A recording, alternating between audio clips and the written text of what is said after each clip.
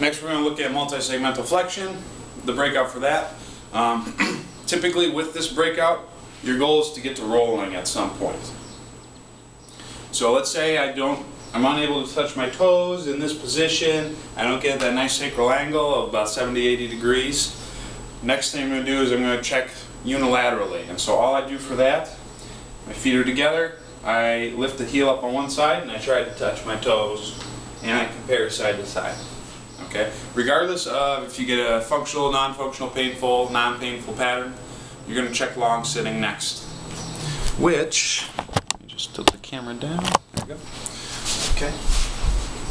I'm here like this, sitting with my legs straight. I try to bend and touch my toes. Alright?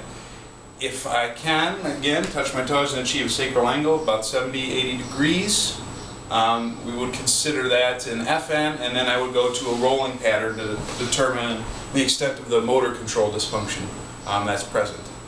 If it was DN, I'd have to break that out even further. And the next test I would do is the active straight leg raise. Try lying my back, toes pointed towards the ceiling, lift one leg up in the air, looking for about 70 degrees. Now let's say I could do that. That tells me that the posterior chain is likely not a tissue extensibility problem, and there is a potential range of motion limitation coming from the lumbar spine, whether it's tissue or joint. I test that by doing prone rocking, which I'm on hands and knees, and I rock back and I try to touch my bottom to my heels, looking for a nice lumbar curve. If I can do that, then I go again to rolling. If I can't, then there's likely some sort of lumbar spine issue that I will need to address in order to restore range of motion. Let's go back to the active straight leg raise. Let's say I couldn't get 70 degrees. Okay? Let's say I was here. But you could take it passively to 80, which is kind of the FN for that, because you check passive next.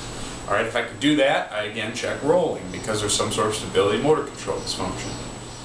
If I can't do that, then I have to differentiate if there is a potential posterior chain tissue extensibility dysfunction or some sort of hip joint tissue extensibility or joint mobility dysfunction. In order to check the hip joint, I go knees to chest. Okay? If I can do this, there's likely not some sort of hip tissue extensibility dysfunction or joint mobility dysfunction. If I can't, then I cannot rule that out.